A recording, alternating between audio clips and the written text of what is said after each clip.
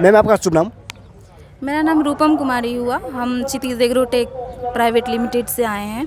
हमारा जो head office है वो पटना में है और जो मैन्युफैक्चरिंग यूनिट है वो नालंदा हरनौत में है।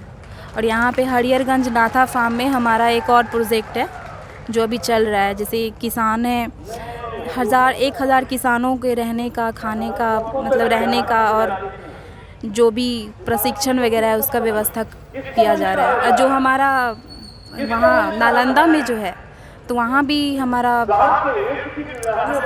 मतलब 40 किसानों के रहने का, प्रशिक्षण का सारा व्यवस्था है। और जितना भी हमारा प्रोडक्ट है वहाँ पे हमारा मैन्युफैक्चरिंग यूनिट है। मैम हम आपसे जानना चाह रहे हैं कि यहाँ पे जो एक कार्टून का बनाया हुआ ये इसका मतलब आप जनता को क्या बतलाना चाहते हैं, क्योंकि आप पब्लिक प्लेस में अभी हैं इसलिए हम जानना चाह रहे हैं। इसके माध्यम से हम यही बताना चाहते हैं कि ये हमारा इंटीग्रेटेड फार्मिंग सिस्टम है, सामयिक खेती।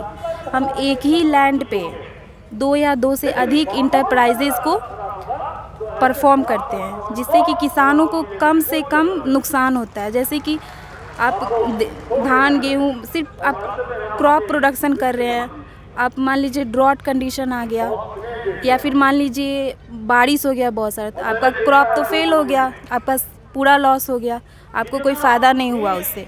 और ऐसे ये मॉड्यूल से हम ये इंटीग्रेटेड फार्मिंग से ये मैसेज देना चाहते हैं कि आप जैसे मान लीजिए हम खेती भी कर रहे हैं, साथ में फल का भी कर रहे हैं, पोल्ट्री गोट फार्मिंग कर रहे हैं, गोट फार्मिंग पोल्ट्री कर रहे हैं, लाइव स्टॉक कर रहे हैं, पशुपालन हो गया और भी बहुत सारे हैं, गोबर गैस है।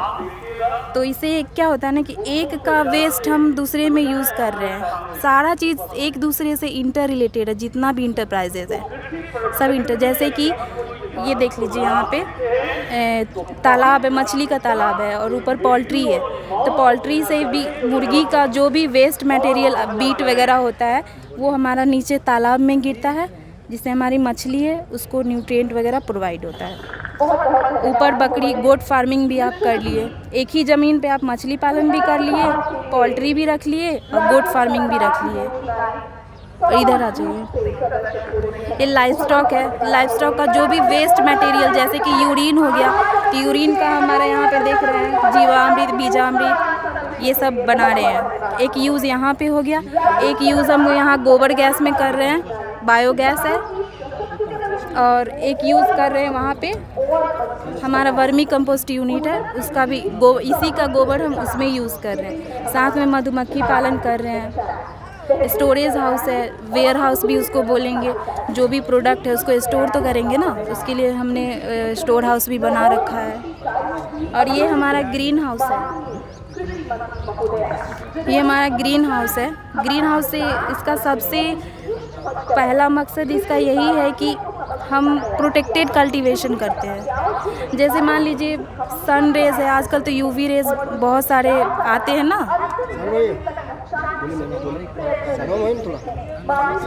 अल्ट्रा वायलेट रेज, खतरनाक रेज जो हमारे क्रॉप के लिए नुकसानदायक होता है, बहुत सारे हार्मफुल रेज आते हैं। तो ये जो पॉली हाउस के ऊपर जो ये वाइट सीट लगा हुआ है ये रिफ्लेक्ट करता है और जो भी रेज आते हैं जो हार्मफुल है हमारे क्रॉप के लिए वो वापस चले जाते हैं। दूसरा है कि फेवरेबल कंडीशन प्रोवाइड करता है ये।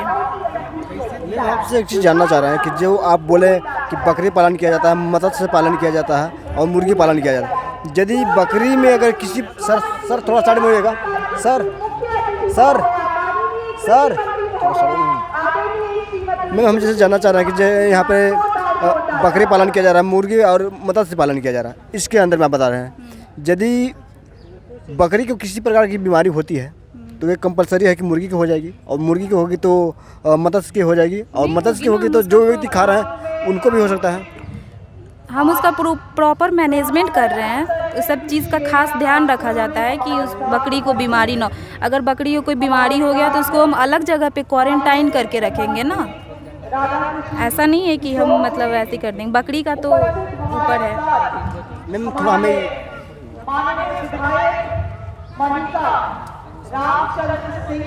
ये हमारा डिकम्पोज़र है। डिकम्पोज़र का काम होता है जो भी आपके खेत में वेस्ट मटेरियल है उसको ये डिकम्पोज करता है। ये देखिए, ये जो है इसको हम इंटीग्रेटेड मॉडल बोलते हैं, फार्म इंटीग्रेटेड मॉडल। इसका मतलब मकसद ये है कि छोटे समय में, छोटे जगह में आप अच्छी इनकम कर सकते हैं और आपकी कभी भी खेत खाली नहीं रहेगी, पैसे आपके पास आते रहेंगे।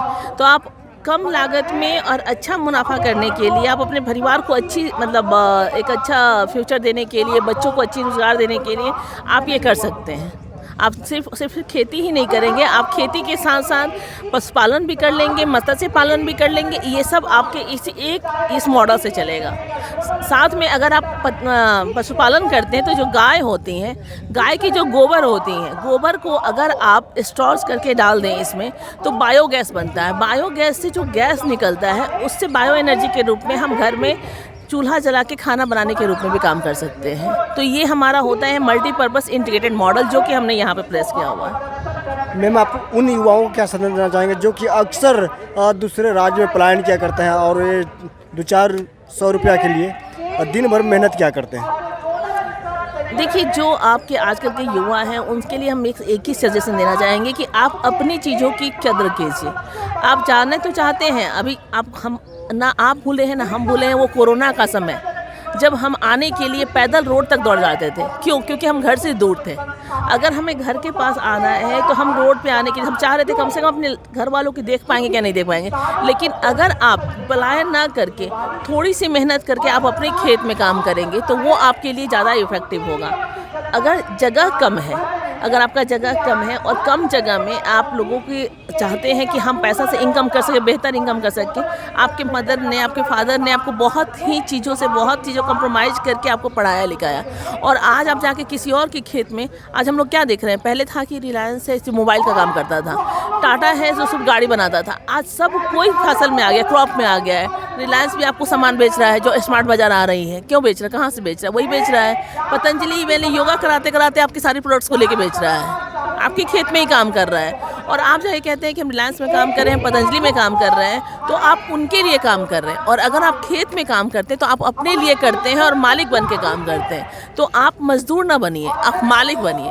और ये अगर आप सोचते हैं कि हम मालिक बन के काम करेंगे तो मुझे लग रहा है जहाँ तक कि हमारा पलायन कम्प्लीटली रुक जाएगा और हम एक अच्छे तरीके से चल जाएंगे, अपने जीविकोपार्जन अच्छे से कर पाएंगे, घर वालों को वो सुख सुविधा दे पाएंगे जो उन्होंने मेहनत करके हम पे लुटाया।